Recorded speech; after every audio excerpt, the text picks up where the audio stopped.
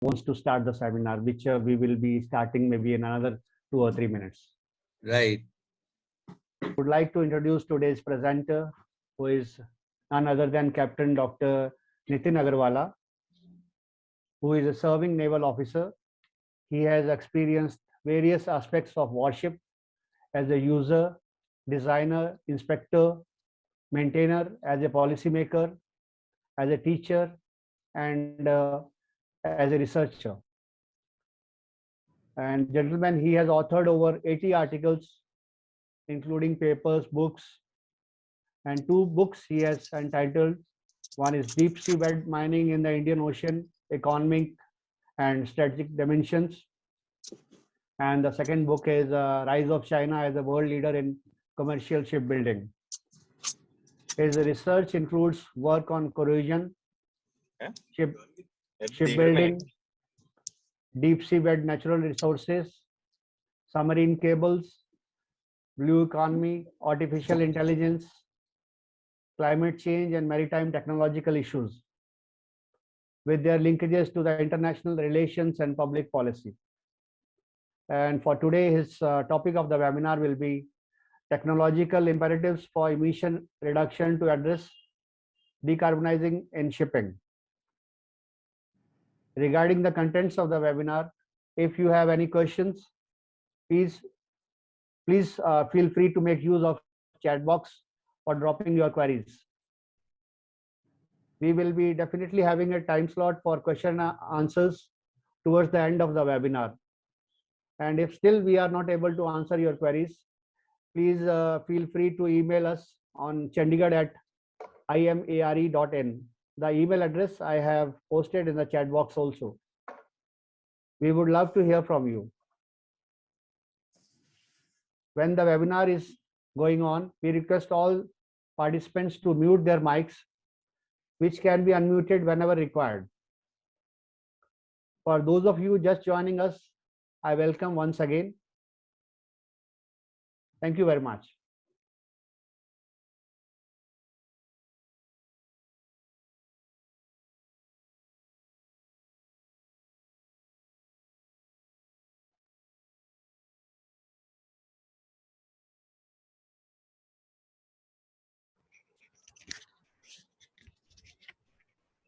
Good evening, everybody.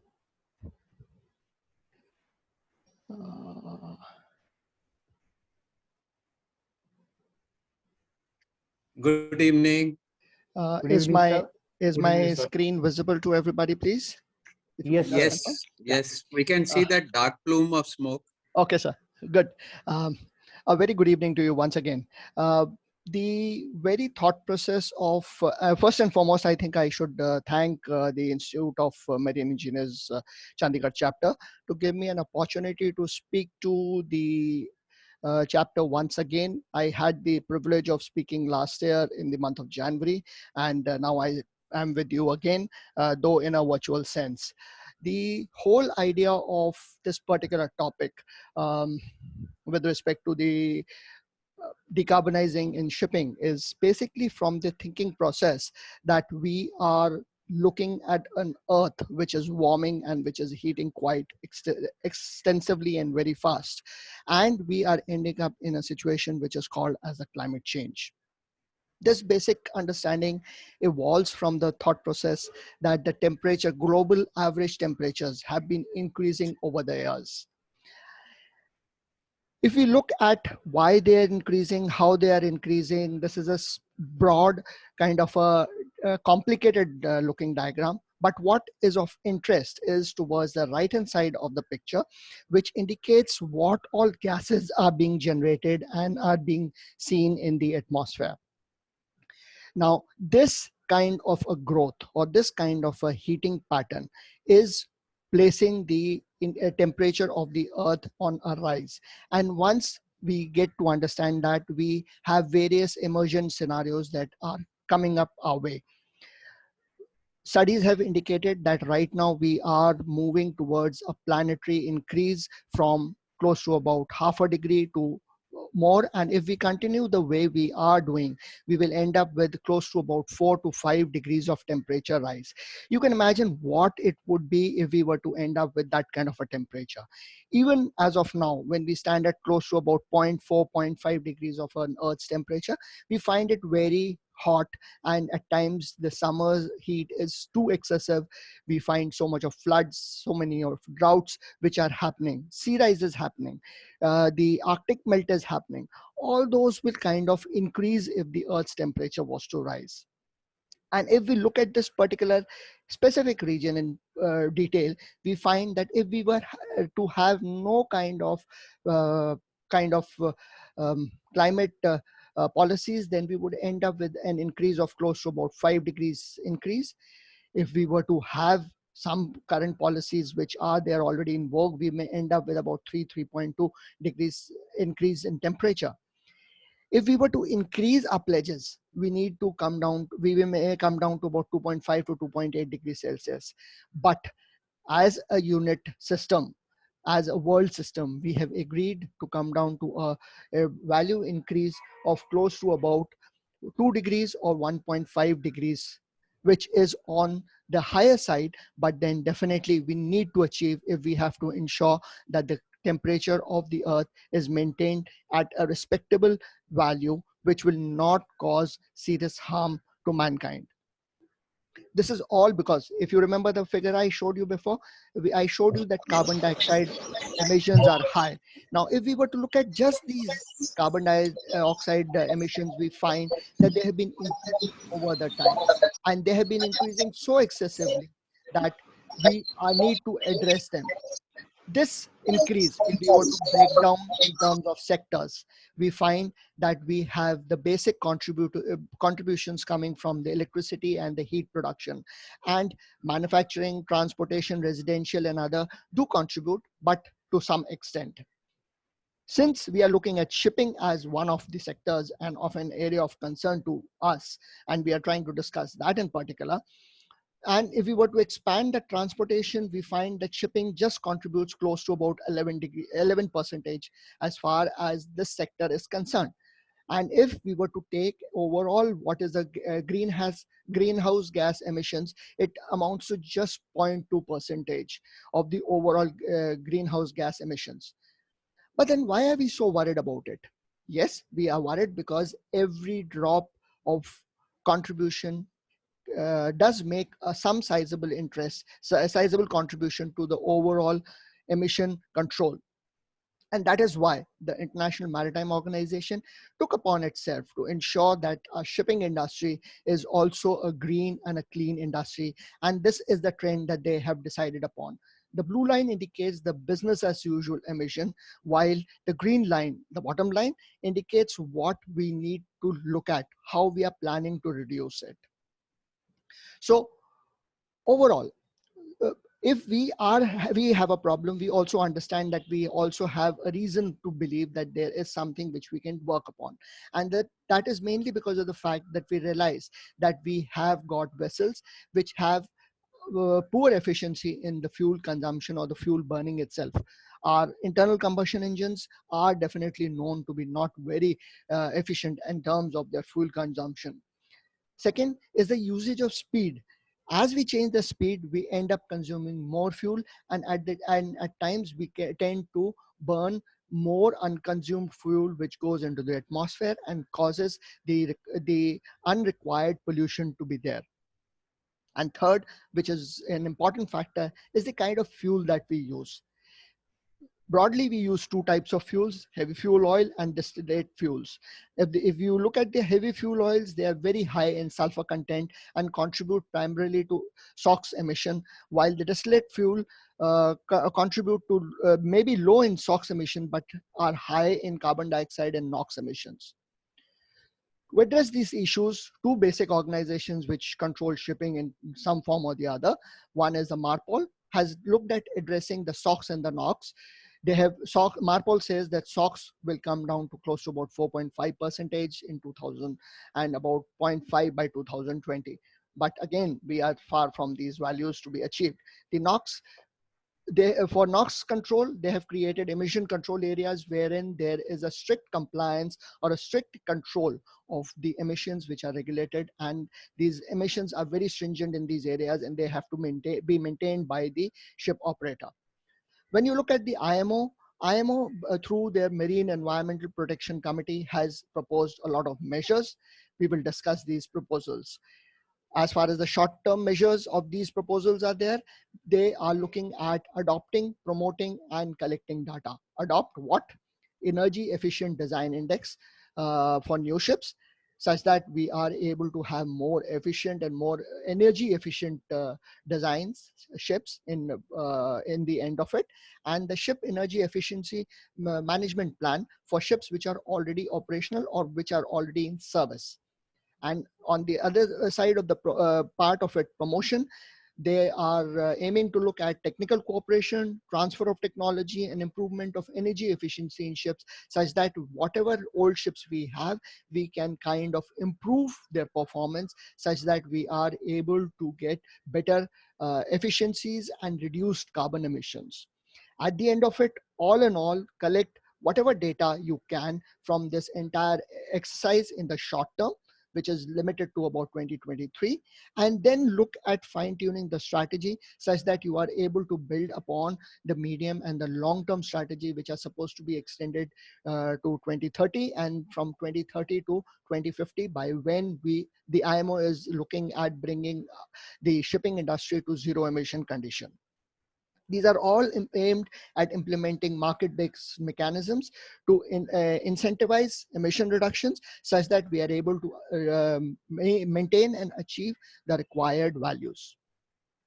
Now, if we look at where we are going, if you look at the top black line, which gives you the business as usual curve, we spoke about the EEDI and the SEEMP. If we were to apply both of these, we will find some kind of a reduction which is happening. But the bottom portion is what is desired, such that you will be able to achieve 2050 values. Now, this effectively shows you that there is a gap which needs to be necessarily bridged, and then only the required or the desired zero emission condition can be met. That is why IMO has put certain areas in its focus, which I have broadly categorized in terms of encourage, development, incentivize, improve, implement, miscellaneous factors. But overall, if you look at it, these red values that I have highlighted look at technical aspects and how the technology can be used in some form or the other, such that these emission values can be reduced. So I intend to focus on the technical issues and the technical imperatives which can look at giving us low carbon emissions. And that is why the technological imperatives that I want to discuss with you have been broken down into 4 broad heads, which are the fuel-based, technology-based, operation-based, and incentive-based. Let's look at the fuel-based to begin with. Now, fossil fuels are supposed to be phased out as far as 2100 is concerned. But shipping industry broadly remains dependent on fossil fuels, because so far we do not have any alternate fuel source which can be considered as reliable.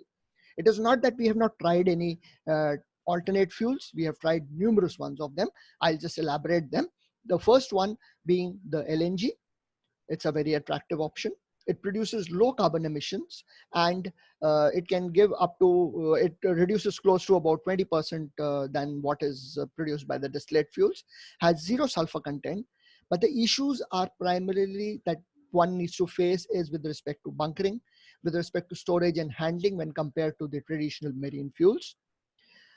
Construction of the LNG vessels itself is a tricky aspect, and it is a technology which is available only with a specific few. It is not available across, so automatically the cost of vessels are pretty high, but it still remains as the best available short-term solution. However, one needs to understand that by using LNG, we will increase climate impact at the end of it, and we will definitely reduce the chance of transitioning to any other low carbon fuel at a later date, because our industry would then be aligned to it. And it would be something like a peak wherein we will not be working towards much more technology or much better technology to reduce our values further. Remember, LNG gives you only close to about 20% lower than distillate fuels. It still does not bring you down to zero.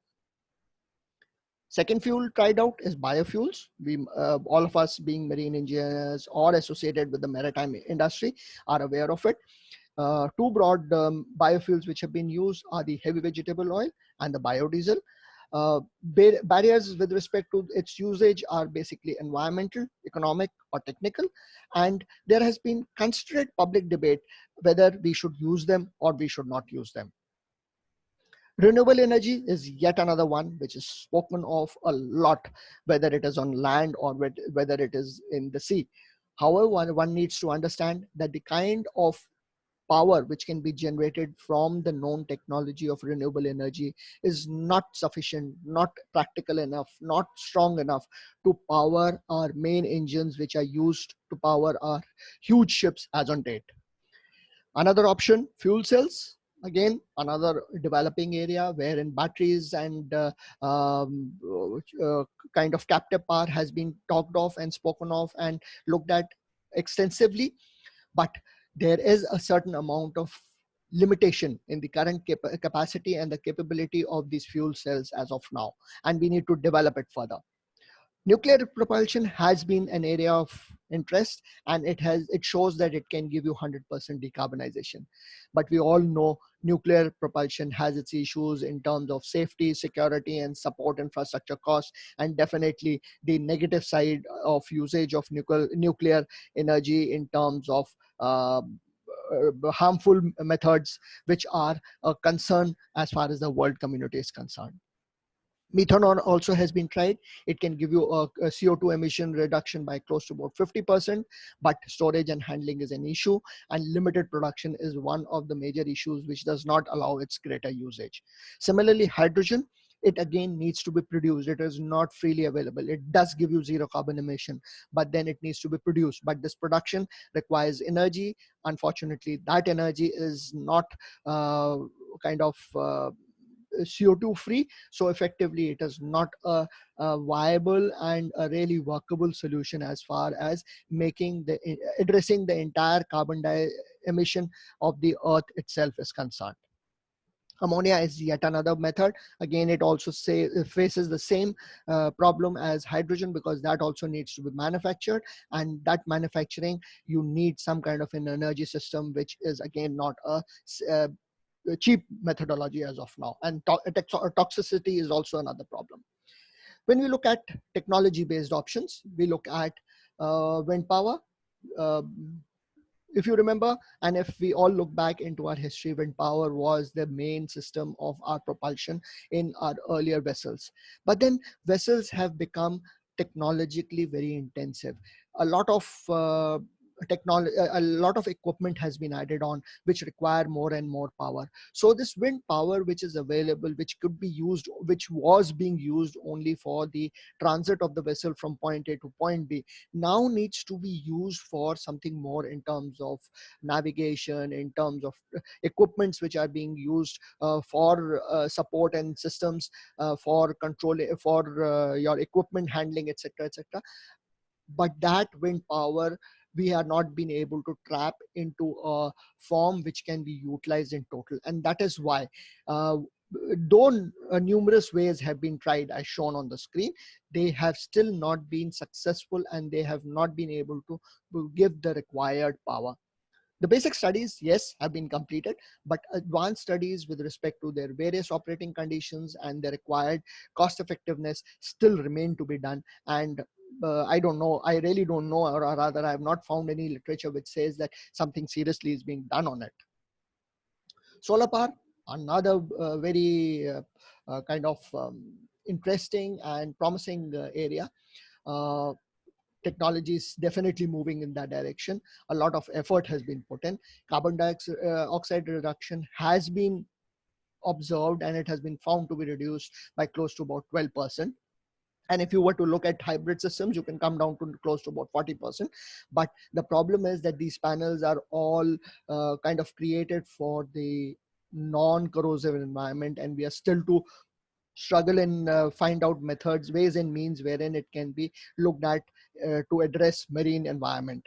And the lack of cost effectiveness studies in the long run and over a prolonged period are still pending, which really does not allow us to be looking at it as a workable solution in a long run. If you, the third option one can talk of is the electric and then the hybrid system. Both of them are limited by capacity in terms of batteries or fuels. In this method, what I wish to say is something like a hybrid car, wherein some portion of it is handled by the actual fuel and some portion of it is handled by the charged batteries which are being carried by it. So the batteries which are used here, they are usually charged in harbor with shore supply and at sea using diesel engines. Again, if you look at it, the moment you involve diesel engines, you cannot look at zero emission. And this this combination of battery electrical and carbon fuel, free fuel has been tried, but they are not really, they have their own limitations in terms that they still need to use diesel engines. Our battery systems have still not reached a critical mass and a critical technology level. So they really are there, but not really available in true sense for great usage. Not that nothing has been done. Finally, at the end of it, I can give some good thought that yes, a zero emissions ship has been made by Sweden, and the cost of this ship is close to about 25% more than the conventional ship. And whatever available technologies are there, it can be used. They have been used and the ship has been made.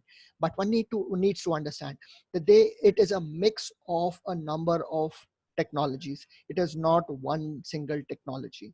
Automatically, what it means is that we are blocking ourselves in terms of further development if we fix ourselves to this kind of a design or this kind of a process. Again, this has not been tried across the board for all the types of vessels, and it will be some time before all these can be tried out, because finally at the end of it, when you're talking of hydrogen tanks, you're talking of batteries, you're talking of Flettner rotors, a lot of space is being consumed. So is the cargo which is going to be lost, the cargo carrying capacity which is going to be lost, is that good enough or not? Whether it can be worked on with highly inflammable cargo or not, all those studies need to still be developed and looked at, and then only we will come down to a final decision, or we can come to a clarity whether these zero emission ships can be used across the board or not. Looking at reducing required power, I think as marine engineers, we all understand that if we are able to address the very requirement of power of the ship in the very first place, we can reduce the amount of energy that is being used by our propellers and by our engines, and automatically that will bring us down in terms of the emissions that we are building up, because that will reduce our fuel consumed. One area of interest, or one area of usage which has been used for quite many years now, is the paints and coatings, and these paints and coatings have been improving over the years. I remember those times, earlier times, when we had tin leaching coatings, and coatings which needed to be renewed every now and then. And today we are talking of coatings which are tin free and have a life of more than 10 years. 10 years is something even the paint manufacturer himself guarantees. So definitely they have a much more larger life. So we are improving, and it is going it is going by leaps and bounds. But then this is only one part of the whole jigsaw puzzle. It can only contribute to reducing some portion of the skin friction, not really reduce the overall carbon emission. Yes, reduce, yes, but not completely eradicate or completely remove. The hull form optimization is another way wherein if we are able to make certain that the appendages, hull openings and aft cut-ups can reduce the kind of friction which is going to be caused by the hull form, they definitely will contribute in reducing the kind of energy required, or at the end of it, the CO2 levels which are going to be emitted. But then these can be addressed only either in the initial design, or when modification or some midlife upgrades are being given to the vessel. Otherwise, in the normal run, they are definitely not tempered with. Engine propel matching, one of the major areas wherein we find that at times when there is some work which has been done on the propeller or on the engine and the matching has not been done, we end up with some kind of a mismatch, and we end up with increased power requirements, and that definitely cause a lot of imbalance in terms of the carbon dioxide emissions over the time. So if these areas are addressed, definitely we will be able to reduce some portion of the requirement of the power, and automatically the reduction in the carbon dioxide that is there. Some methodologies which have been tried in terms of creating appendages, like providing a propeller duct to basically streamline the flow into the propeller, which can automatically reduce the efficiency of the propeller, give you greater speed, reduce the requirement of energy, and all those kinds of things. Cot nozzles have been used, thrust fins have been used, rudder bulb fins have been used, and pre-swirl starters have been used. Similarly, interceptors, flaps, and wedges have been used at the aft such that there is lesser flow separation at the aft wherever you have got a transom hull. Bulbous bores have been used to increase or rather reduce skin friction and separation at the front and forward portion, and reduce requirement of energy again. Hull vanes also have been used to kind of lift the vessel up from the water, such that you can reduce the kind of wetted surface area which gets in contact with the sea water itself, thus thereby reducing the overall friction which is generated. Third process one could look at is the exhaust treatment itself, which would require machinery and equipment upgrades. These upgrades should be done according to the design life and how much is left in terms of the workable life of a vessel. These allow higher fuel efficiency and lesser greenhouse gas emissions. And one method which most of us would be aware of is the waste heat recovery system. It is something which can be done while the ship has already been built, and it can be modified. The modification cost, the fitment cost, definitely is high. But if the working life of the vessel is there, then definitely fuel savings can recover whatever the fitment cost has been incurred. Some space would definitely be lost, but they are an advantage to retrofitted vessels which have been just built, and they cannot be just scrapped and allow them still to meet the IMO regulations of reduced carbon dioxide emissions. This is a broad which you would find in any textbook or on the net with respect to where and how the waste heat recovery system happens, and one finds that close to about 5.1% waste heat recovery can be done, which gives you a gain of close to about 11%, which is phenomenal. And if this kind of a gain is there, definitely the kind of retrofit cost which we are incurring definitely can be recovered over some time. Next method, again, most of us would be aware or familiar with, is the exhaust scrubber decarbonizing system. We could have an open loop system or a closed loop system.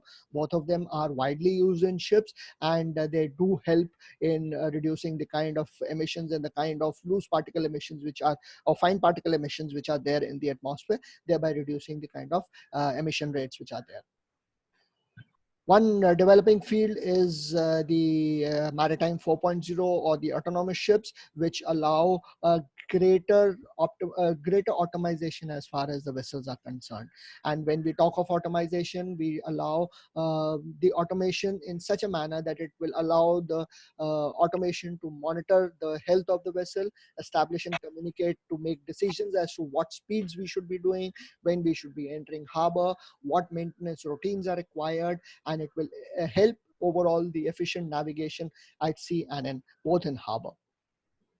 And if we are able to adopt this Maritime 4.0 to smart ships and autonomous ships, studies have indicated that we will definitely be able to upgrade our entire system to zero-emission ships. But then you need necessarily to upgrade your entire ship to smart systems, which are not cost effective, at least for most of the ship operators, and it is a kind of a real-time investment, and we all know that the shipping industry does not talk about investing as long as it is not really thrust upon them, or if it is not mandated as per law.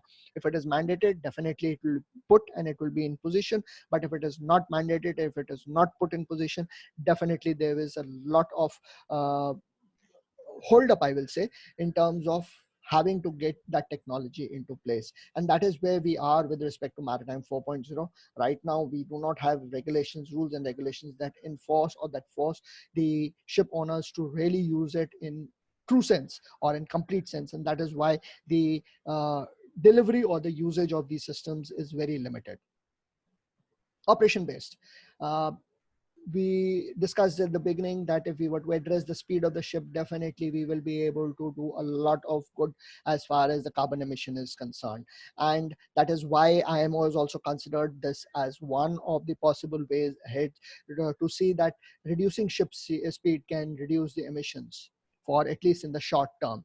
So a couple of methods which they have mentioned, and most of them would have already been used, have been in use for quite many years now, and most of you who have operated at ship at sea would have definitely used these methods. First is the slow steaming, which talks about basically reducing speed such that the reduced fuel consumption and emissions can be achieved.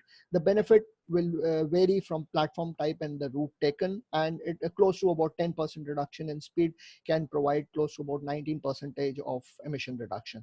The downside, however, happens to be that you would end up with increased fouling of the hull vessel and hence increased resistance. So kind of a calculated action will have to be necessitated that whether the gains that you are achieving by slow steaming, are they commensurate to the downside of increased resistance that you are achieving or you are ending up with because of increased fouling. Next is the speed optimization. Please understand, speed optimization not the same as slow steaming. Speed optimization is basically to ensure that you are maintaining an optimal speed with respect to your defined sea state and the route that you have to take, such that you can reach the destination on time. You do not enter the harbor or the port before time, and do not waste time even outside, such that you have to burn fuel just waiting for your chance to come to get berth alongside and unload your cargo.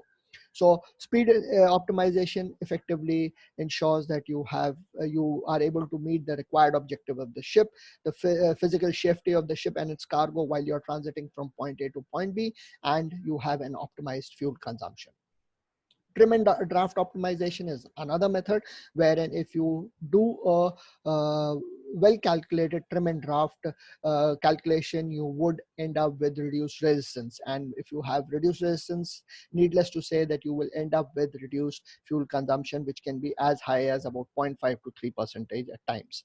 And of course, the operational efficiency is next, which talks about the correct and the planned movement of the ship to reduce the fuel consumed. Like I said, don't enter the port well in advance. Ensure that you are able to improve at the end of it cargo loading and unloading, and make it more time based and active. The weather routing can be better so that you encounter lesser bad weathers, and when you encounter lesser bad weathers, automatically your fuel consumption also reduces. Industry 4.0 and Maritime 4.0 we just discussed, but there is an operation-based associated part of it also, which talks about using Maritime 4.0 to allow you to optimize your operation plan. One operational research tool is the Turbo Router, which can really help you organize your working system much better and giving you a better plan such that you are able to minimize the fuel which is consumed. Weather routing and route plans is another one which uses adaptive weather routing, and safe traffic management projects is yet another one. Arrival and port, like I just said, just in time will definitely help the whole thing, and all of these can definitely be controlled by Industry 4.0 and Maritime 4.0 as far as the shipping industry is concerned.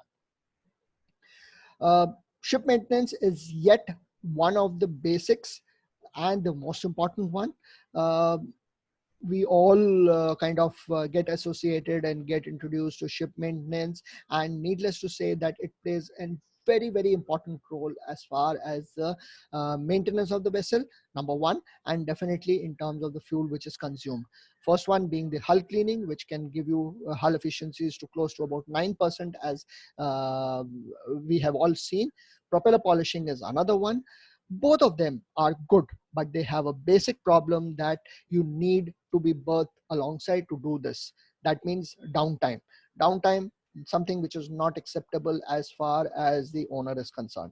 And the second aspect is the environmental issues, because finally at the end of it, whatever you polish, whatever you remove, whatever you clean of your hull and the propeller, those barnacles, those marine growth is left in the waters where you have done the cleaning. So if you are in some controlled waters, it may not be a very happy situation, because then you will be kind of hounded by the environmental laws and by the port trust of that particular area, and you will have these issues which definitely you may not be very comfortably able to handle. Maintenance of engine, needless to say, again, one of the major issues wherein timely maintenance can improve the fuel consumption by 10%, by up to 10%. Maintenance needs to be both preventive, periodic, predictive, and condition-based. Unfortunately, more often than none, we end up with condition-based or periodic maintenance rather than preventive and predictive. They are big words. They are words, and definitely not acceptable to everybody, because again, they all lead to downtime, which again, something which is not good enough for the operator. But then if you do this, definitely it has a direct bearing on the kind of emissions that we are talking of. Cold ironing is yet another important thing. Cold ironing means that when you come alongside, you don't use your own machinery to generate power for your own self. You connect yourself to the shore supply from the shore, which is supposed to be provided by the port to you, and then you allow your systems to run. What it does is finally at the end of it, it reduces the fuel consumption that you are doing, reduces the kind of emissions that you are sending out into the atmosphere.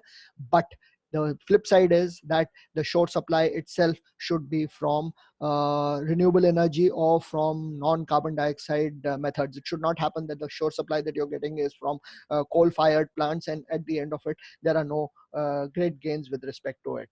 Issues, of course, do remain, because we work with different frequencies and different voltages in different countries and different parts of the world, and our shipping industry sometimes gets locked with respect to this frequency and voltage.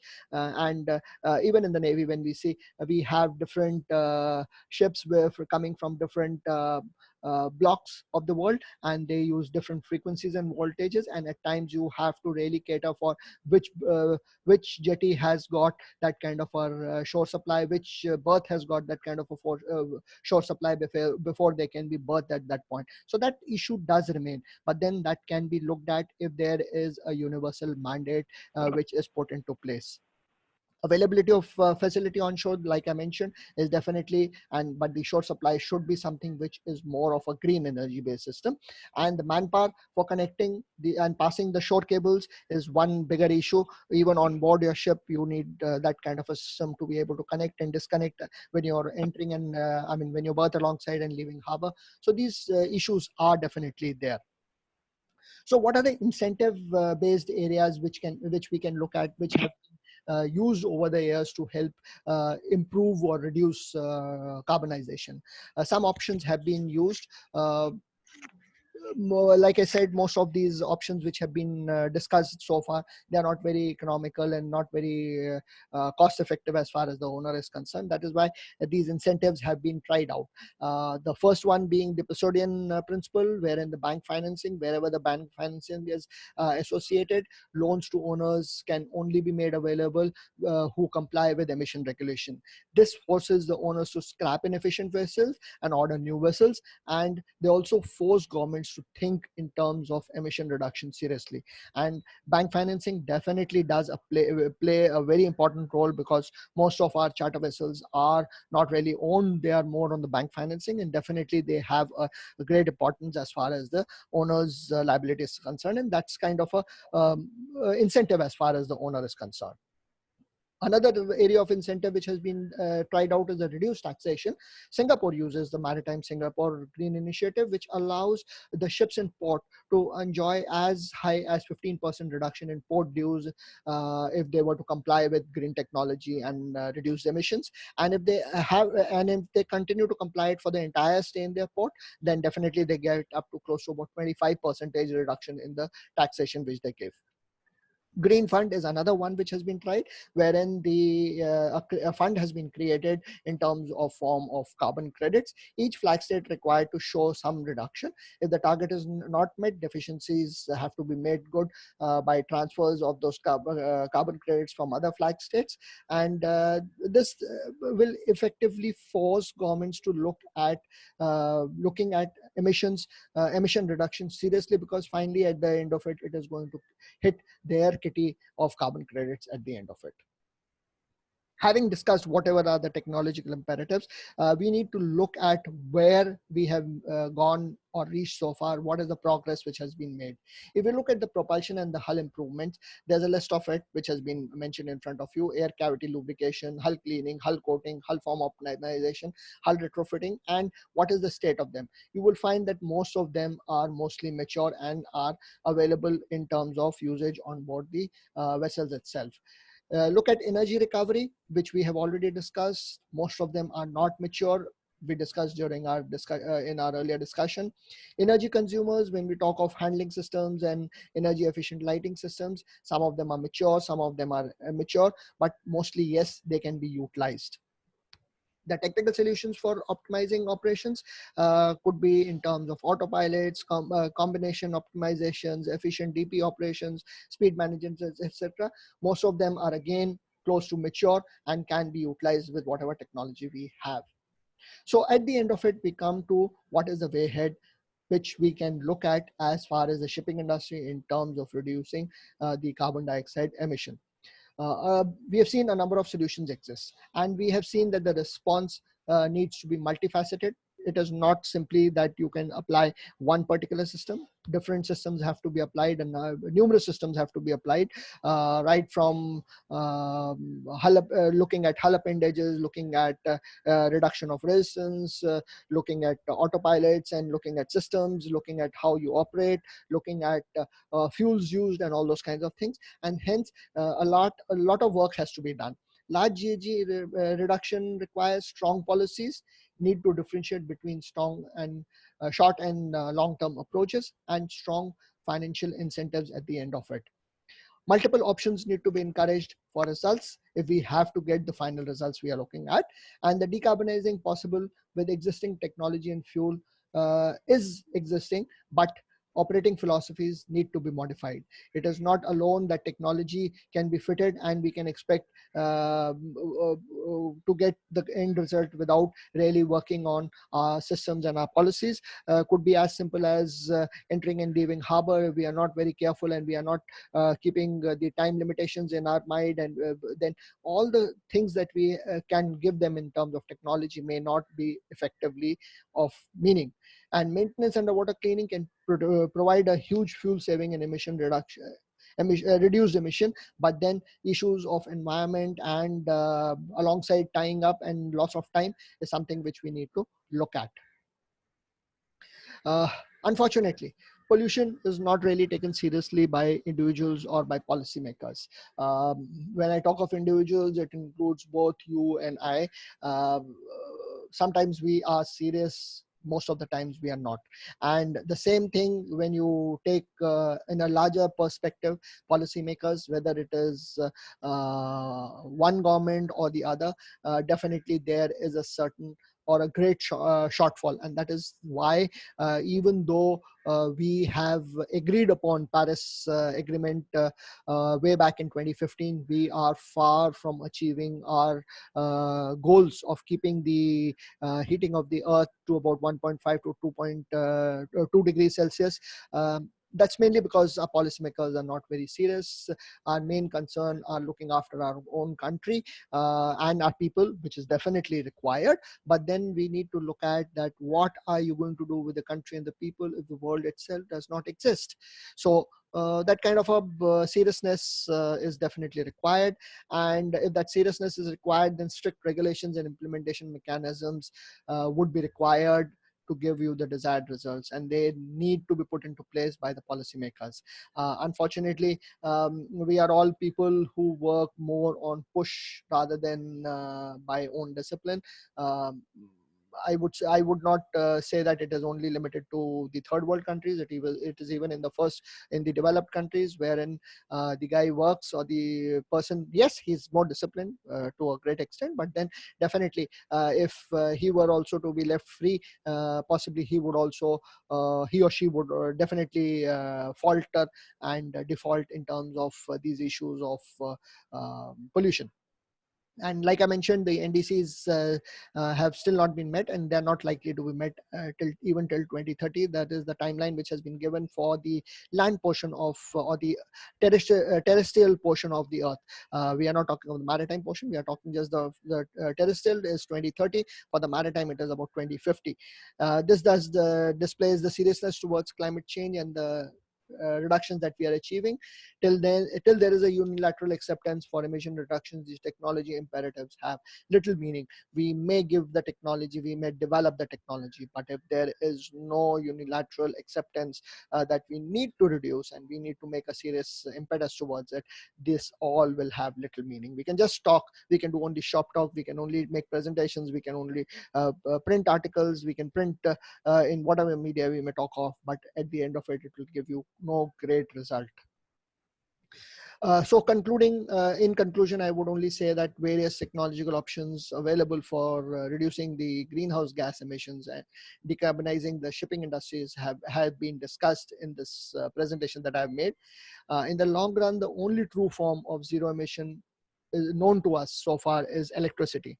Electricity can be good only if we are looking at the production methodologies being green and emission free.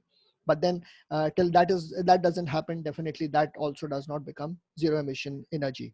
And at the end of it, if we have to use the zero emission energy on board, then we should not have a system wherein we are charging our batteries with diesel engines. Or there was in fact a very hilarious meme wherein these EV vehicles, the cars and EVs which have been rolled out, they have been given charging stations which have the EV charging points connected to diesel generators. So effectively, what are you gaining from this kind of a methodology is $1 million question. So finally, at the end of it, if you have to look at electrical vehicles, if you have to use electricity as a zero emission energy, definitely the energy which is coming to that electricity for charging definitely needs to be green in its true sense. This thus requires effectively the power sector to become a true zero emission system, which can only be done if new policies and rules and regulations are put into place and incentives to help people are there, or the industry are there. The more we delay policy making, the harder it would be to implement and achieve a decarbonized shipping sector by 2050. Thank you very much for your attention. This entire talk that I have given is already been published by the Marine Engineers Review in their September 2020 thematic issue. Most of you are being members of the Marine Engineers Society. You would definitely have access to this paper. In case some of you feel that you do not have access and you would wish to have a copy of it, request you to feel free to write to me or to the Chandigarh chapter, and definitely this paper would be made available to you free of cost. Thank you very much for your attention. I'm open to questions, sir.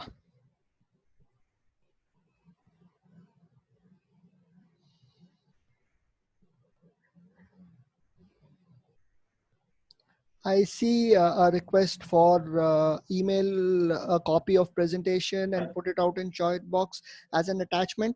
I really don't know whether I can do it right now, but definitely I will make it available to the Chandigarh chapter, and it will be available to you, both the paper and the presentation, without a word of doubt.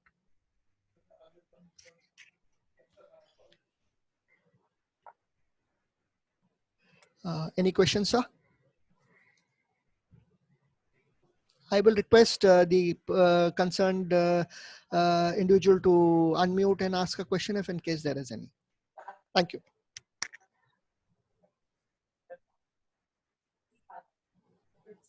You are talking about electricity emission. This is Sanjeet here, and it will be also zero emission only if it is produced by proper methods and not the coal-fired. Very true, sir. Very true. And that is why and where I mentioned that though electricity is one of the true zero emissions which we as humanity know of, we can look at it as a zero emission only if it is produced in a green form. Clean The moment, methods, yes. right. And again, going back to what I'll repeat whatever I said, is that there was a wonderful meme which said that you are using EV charging stations for electricity, while the electricity is coming from diesel engines. So it makes real no sense if you have to use diesel engines to charge an EV vehicle. What is the big point? Finally, at the end of it, the emissions that you're creating is more or less the same. So gains are very limited.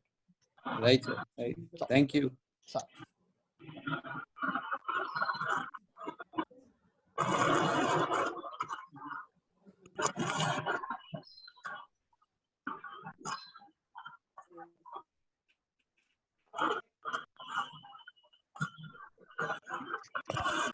Mr. Ajay, if you can take over. Yes, sir. I will request participants if they have any more questions. Otherwise, I will give the stage to Iqbal Singh, Chairman of the Chandigarh Chapter.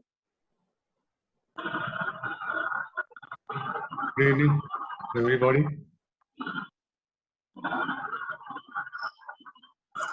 Hello, can you hear me? Yes, loud and clear, Yes, sir. Yeah. So, first of all, I would like to thank Mr.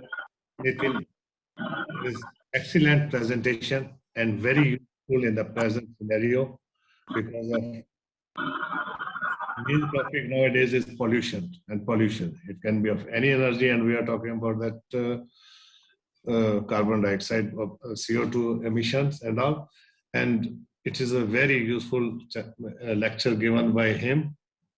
And he has got a sound knowledge of all this emission controls. And he has also told that energy, electrical energy, if it is coming through generators, then we are not saving anything. That makes it a point that anything what we use, electricity, it should be either from the hydro or from the solar or from any other sources except diesel generators. I would also like to thank all the members who are present here, and they have spared their valuable time to be present here and listen to all this, to learn more about emission control. And as told by Dr. Nitin, he will be sending us a presentation on the mail, and I will forward mail to all these members on our mail, our maritime engineers email by tomorrow or day after tomorrow. And I will also request all the members to give their feedback onto this, and if you have got any questions, you can write it on the mail that I can forward it to Mr. Nitin, and he can answer them. And also give the feedback so that in future we can have more and more seminars or webinars where we normally want to have the seminars, but because of Corona, we can't have any seminar. So we will be having webinars, and we will definitely have more webinars, and we are planning another one after about 2 months with some other ones, and this is just for your information. Once again, thank you all, Thanks, Dr. Nitin.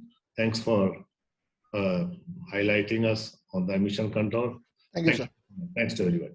Thank you for inviting me, sir. Thank you very Thank you. much. Thank you. Thank you.